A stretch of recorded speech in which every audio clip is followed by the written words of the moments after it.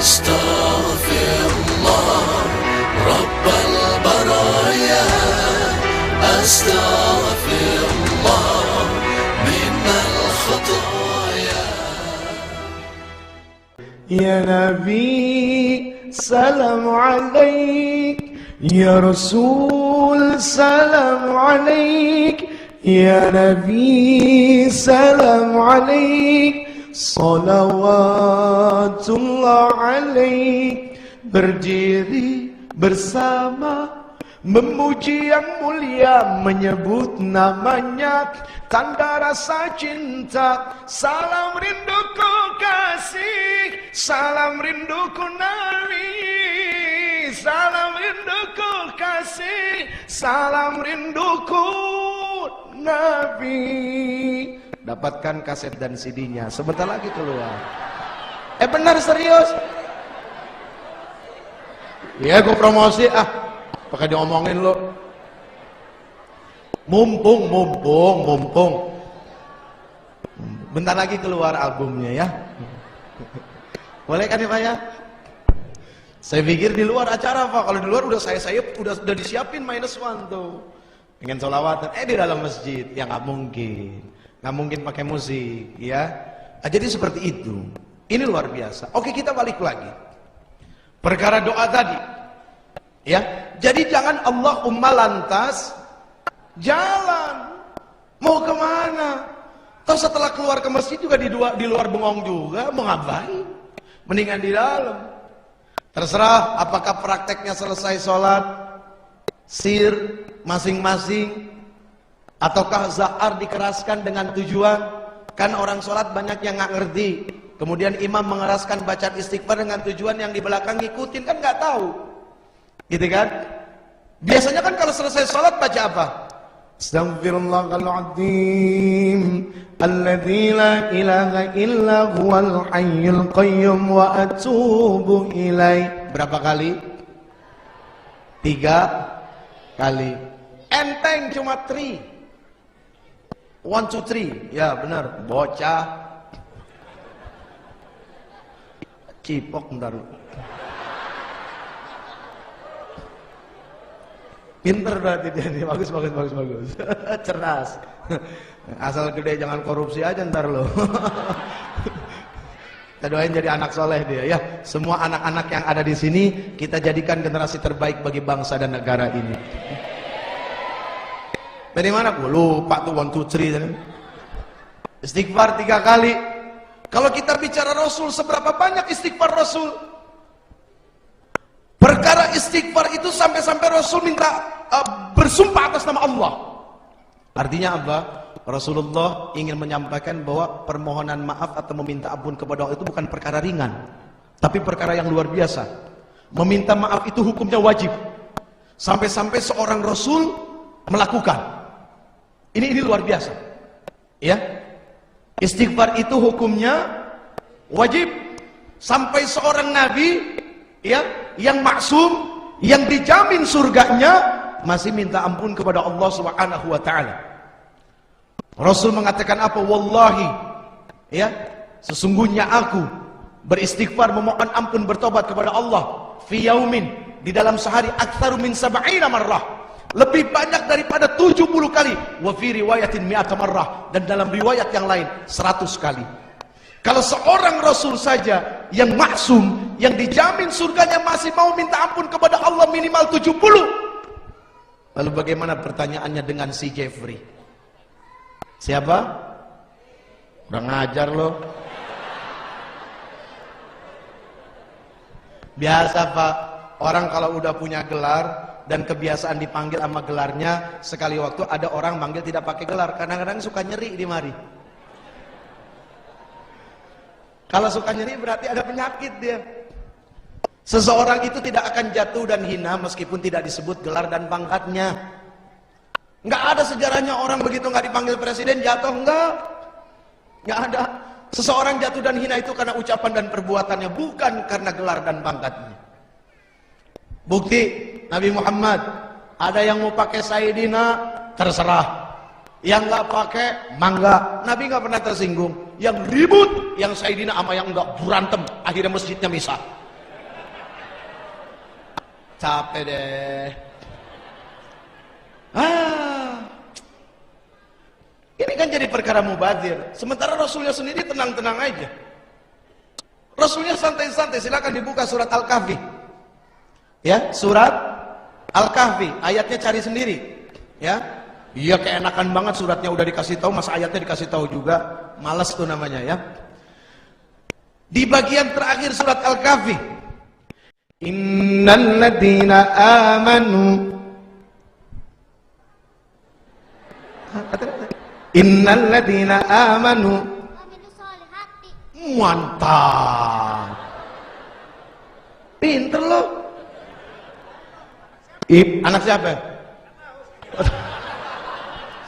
Bapak suruh saya naik. Anak siapa Pak? Loh, enggak tahu. Innal ladina amanu wa 'amilus salihati kanat lahum jannatul firdausi nuzula khalidina fiha la yabghuna 'anha hiwala qul law kana al-bahru midadan li kalimati rabbi lanafida al-bahru qabla an tanfada kalimatu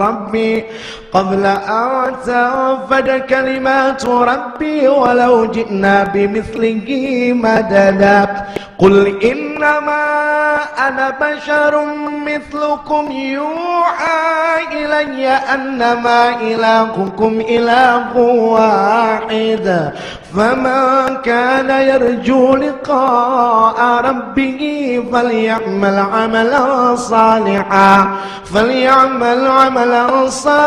wa la yushrik bi'ibadati rabb. Lumayan meskipun ujungnya aja ya. Alhamdulillah.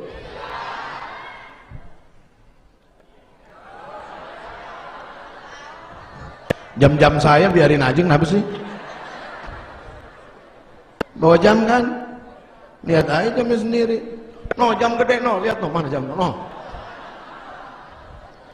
Oh, jam itu makhluk paling hebat, Pak. Mau butut, mau baru, tiap hari diliatin dulu sama orang. Iya kan? Ada nggak di antara kita yang nggak suka lihat jam? Nggak ada. Semua rata-rata suka minimal sekali dia lihat jam. Pernah nggak kita ngitung berapa kali kita ngelihat jam? Sampai jam mati di musola diliatin juga. Itu 2 bulan di musola, jam nggak ganti-ganti, Pak. Mati, tiap hari diliatin. Oh mati, besok dilihat lagi. Oh mati, kenapa nggak diganti itu jam? Tuh hebat jam. Bicara jam, bicara waktu menunjukkan rugi dan tidaknya manusia. Silakan dibuka surat Al-Asr. Ya, Al-Asr apa? Wal asri. Sebetulnya surat Al-Asr ini cukup mewakili untuk menyelamatkan kehidupan kita seandainya kita mau tahu apa isi kandungan daripada surat Al-Asr. Itu cukup. Ketika kita mengamalkan, mengamati, mencermati, mempraktekkan isi Al-Asr, selesai. Selamat kita insyaallah fid dini wad dunya wal akhirah. Seperti apa surat Al-Asr? Pulang baca. Ayo dibahas yang Al-Kahfi tadi. Apa kata Rasul? Qul innama ana basyarum mithlukum yuha. Katakan sesungguhnya aku hanyalah manusia biasa sama seperti kalian. Tuh kerendahan hati seorang Rasul. Karena hakikat ilmu, puncaknya dan buahnya adalah rendah hati. Silakan mangga orang mau bicara ilmu sehebat apapun, nanti lihat saja akhlaknya bagaimana. Karena akhlak adalah cermin puncak buah daripada jabatan. Akhlak adalah puncak buah daripada kedudukan, daripada harta, daripada ilmu. Itu adalah puncak dan buahnya. Orang kaya sekaya apapun kalau lihat akhlaknya jelek, nggak ada manfaat itu harta. Orang punya kedudukan tinggi tapi kalau pada puncak buahnya akhlaknya tidak ada, nggak ada manfaat kedudukannya. Begitu juga orang bicara ilmu sehebat apapun, ketika akhlaknya tidak ada, maka apa yang bisa dijaminkan dari hakikat manfaat mendapatkan ilmu? Lah, Rasul memberikan contoh. Bicara rendah hati, Allahu Akbar. Apa kata Rasul apa kata Allah Subhanahu wa taala? Di yaumil mahsyar nanti Allah Subhanahu wa taala akan bertanya kepada nabi-nabinya. Ditanya kepada Nabi Adam, wahai Adam, siapa engkau? Adam menjawab, ya, Adam menjawab, apa jawaban Adam? Ana Safiyullah. Nabi Adam menjawab dengan gelarnya.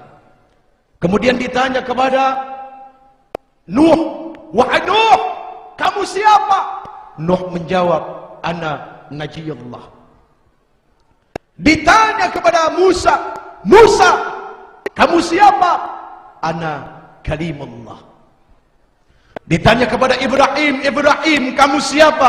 Ibrahim menjawab, ana Khalilullah. Kemudian ditanya kepada Nabi Ismail alaihissalam, wahai Ismail, kamu siapa? Ana Zabihullah. Ditanya kepada Nabi Isa alaihissalam, wahai Isa, kamu siapa? Ana Ruhullah. Tapi begitu ditanya kepada Nabi Muhammad sallallahu alaihi wasallam, ya Muhammad, siapa engkau? Kira-kira jawaban Nabi Muhammad apa? Halo? Halo? Assalamualaikum.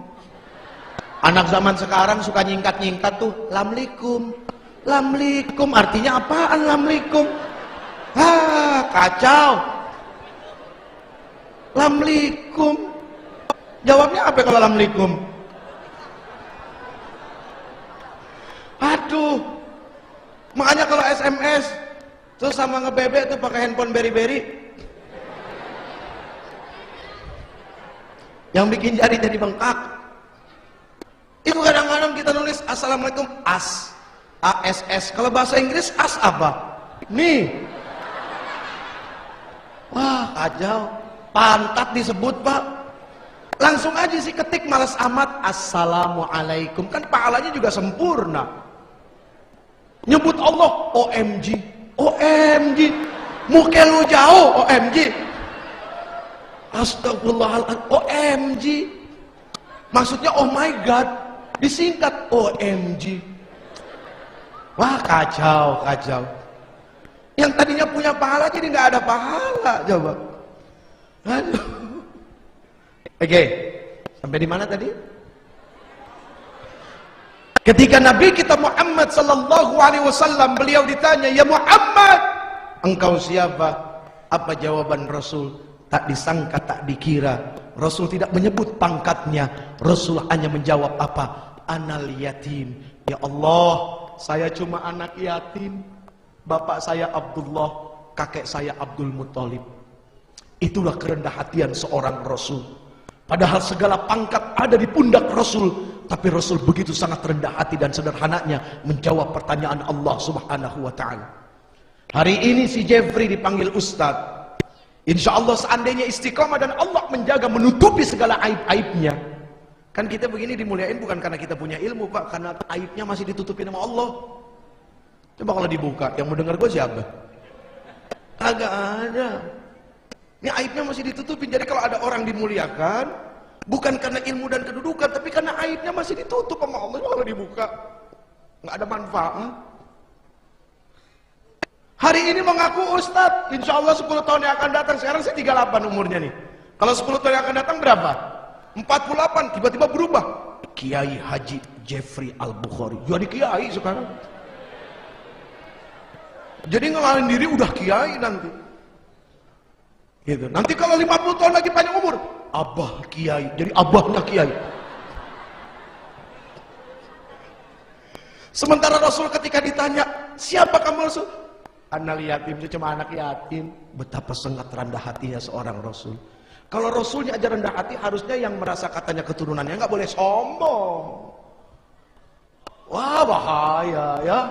Karena kakeknya saja begitu sangat rendah hati gitu ya, menunjukkan sikap dan perbuatannya. Aduh, mohon maaf, sombong itu dosa paling tua dan dosa pertama yang dilakuin. Astaghfirullah Rabbal baraya. Astaghfirullah